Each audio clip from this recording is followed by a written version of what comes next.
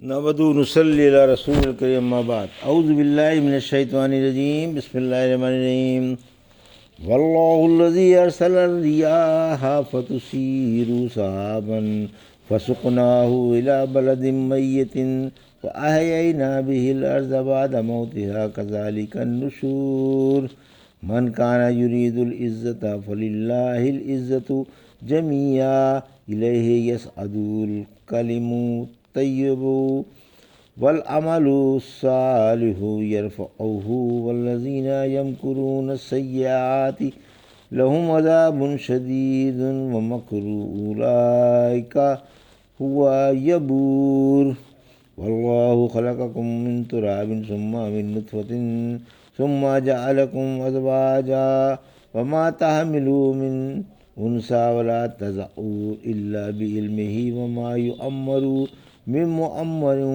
ولا ينقص من عمره الا في کتاب ان ذلك على اللہ یسیر۔ ابھی آپ نے سورہ فاطر کی آیت 9 سے 11 کی تلاوت سماعت فرمائی۔ ان آیتوں کا ترجمہ اور تفسیر اس طرح ہے: واللہ الذی ارسل الریاح فتثیر سحابا فسقناہ الی بلد میت فاحیینا بہ الارض بعد موتها کذلک النشور۔ آیت 9: من کان یرید العزت فللہ بہ الارض بعد موتها فللہ العزت جمیعا الیہ یصعد الکلم الطیب والعمل الصالح یرفعہ والذین یمکرون السیئات لهم عذاب شدید ومکر اولئک هو یبور۔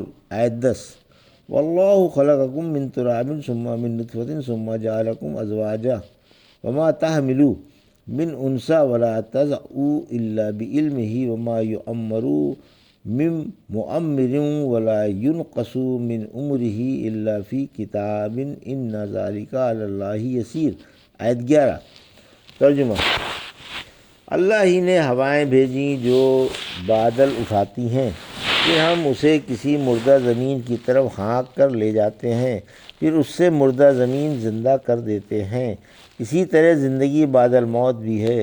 جو شخص عزت چاہتا ہے تو اللہ ہی کے لیے تمام عزت ہے اور اسی کی طرف پاکیزہ کلمے چڑھتے ہیں اور نیک عمل بھی، جن کو وہ بلند فرما دیتا ہے، اور جو برائیوں کے گھات میں لگے رہتے ہیں ان کے لیے سخت عذاب ہے، اور ان کا یہ مکر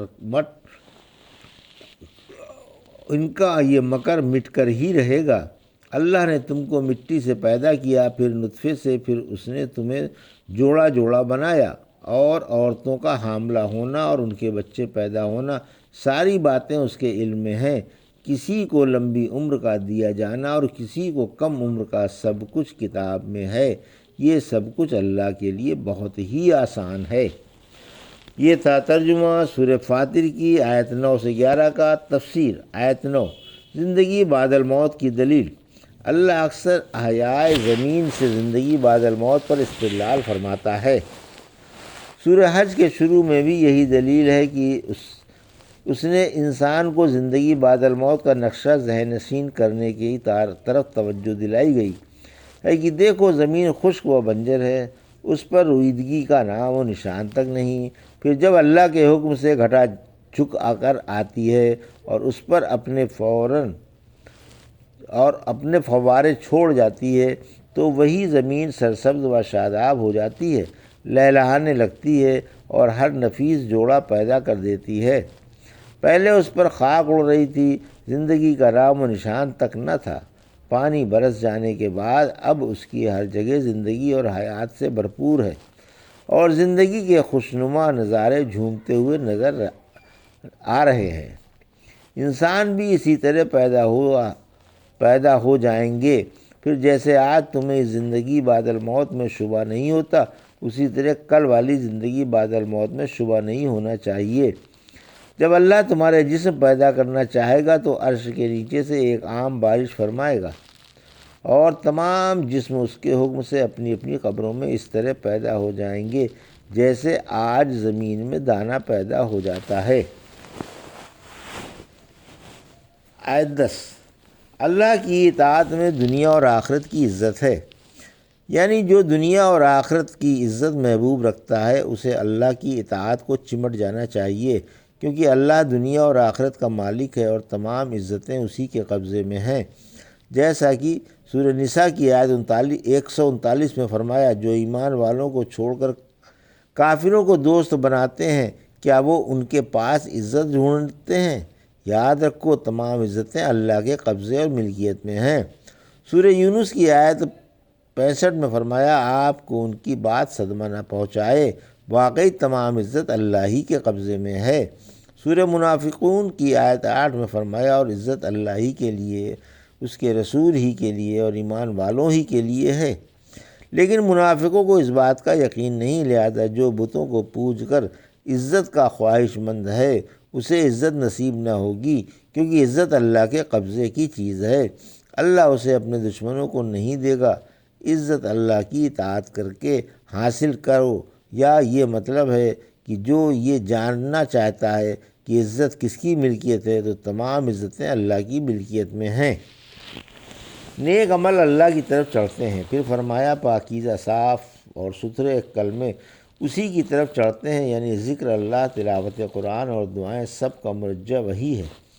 ابن مسعود تعالیٰ فرماتے ہیں، جب ہم تم سے کوئی حدیث بیان کرتے ہیں تو اس کا ثبوت اللہ کی کتاب سے دیتے ہیں۔ دیکھو جب کوئی مسلمان سبحان اللہ و بحمدہ و الحمد للہ و لا الہ الا اللہ واللہ اکبر اور تبارک اللہ کہتا ہے تو انہیں فرشتے اپنے پروں میں چھپا کر آسمان پر لے کر چڑھتے ہیں۔ یہ فرشتوں کی جس جماعت سے بھی گزرتے ہیں وہی ان کلموں کے پڑھنے والے کے لیے دعائے مغفرت کرتی ہے، یہاں تک کہ یہ حق تعالیٰ کے سامنے پیش کر دیے جاتے ہیں۔ پھر ثبوت میں یہ آیت پڑھی، رحمت للعالمین صلی اللہ علیہ وسلم نے فرمایا، جو لوگ حق تعالیٰ کے جلال کا، اس کی پاکی کا، اس کی بڑائی کا، اس کی تعریفوں کا اور اس کی توحید کا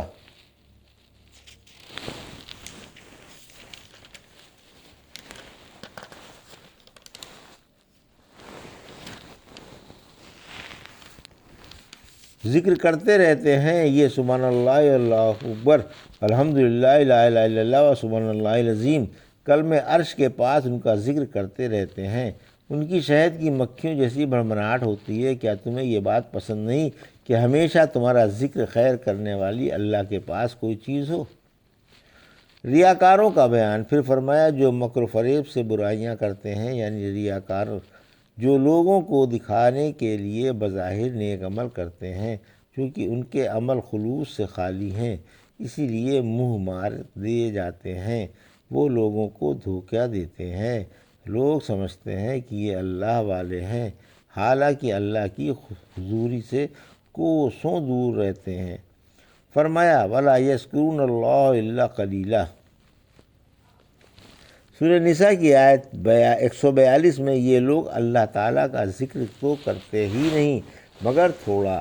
پھر فرمایا، ایسے لوگوں کے لیے سخت عذاب ہے، ان کا دھوکہ کھل جائے گا اور عنقریب ان کا کھوٹ ارباب دانش پر واضح ہو جائے گا، کیونکہ چھپی چوری چور کے چہرے سے ظاہر ہو جاتی ہے، قاتل کا چہرہ خون کی غمازی کرتا ہے، جو بات چھپاؤ اللہ اسے ضرور ظاہر فرما دیتا ہے، خود چھپانے والے ہی کی زبان پر وہ غیر شعوری طور پر آ جاتی ہے اور باطن کا عکس ظاہر پر نمودار ہو جاتا ہے۔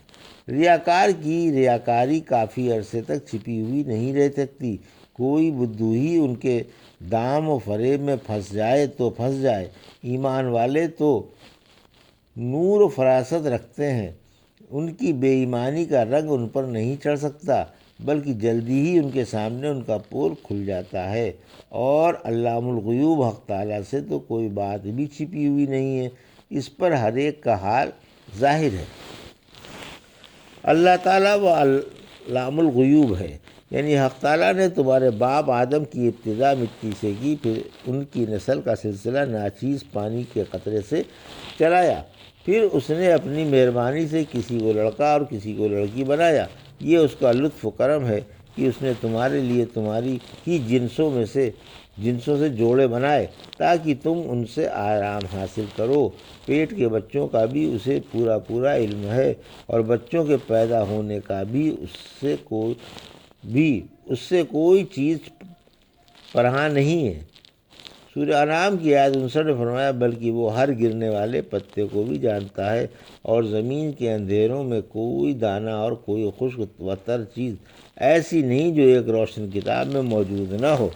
پھر فرمایا کہ اسے نطفے کی لمبی عمر کی بھی خبر ہے، اور اس کی لمبی عمر بھی اس کے پاس مندرج ہے۔ غرض یہ کہ حق تعالیٰ نے جس کی جتنی عمر لکھ دی اور مقدر فرما دی، وہ ضرور اتنی عمر کو پہنچ کر داعی اجل کو لبیک کہے گا۔ اس پر کمی بیشی ناممکن ہے۔ سب کچھ ایک کتاب میں پہلے ہی سے لکھا ہوا ہے۔ عمر کے کم ہونے کا یہ معنی بھی ہو سکتا ہے کہ ساقط ہونے والے حمل کو بھی اللہ جانتا ہے۔ بعض 100 سال تک زندہ رہتے ہیں، اور بعض بچے پیدا ہوتے ہی مر جاتے ہیں۔ ان سب باتوں کا اللہ کو علم ہے۔ رحمت عالم صلی اللہ علیہ وسلم نے فرمایا جسے روزی کی فراخی اور عمر کی زیادتی منظور ہو وہ صلہ رحمی کیا کرے۔ اللہ کسی شخص کو اس کے مقررہ مدت کے بعد ڈھیل نہیں دیتا۔ عمر کی زیادتی سے نیک اولاد مراد ہے جو انسان کو حق تعالیٰ عطا فرما دیتا ہے۔ نیک اولاد انسان کے مرنے کے بعد اس کے لیے دعائیں کرتی ہے، اور ان کی دعائیں قبر میں پہنچ جاتی ہیں۔ یہ تھا سورہ فاطر کی آیت 9 سے 11 کا ترجمہ اور تفسیر جو بھی آپ نے سماعت فرمائی۔ بارک اللہ لی و لکم فی القرآن الحکیم، نفعنی وایاکم بآیات الذکر الحکیم۔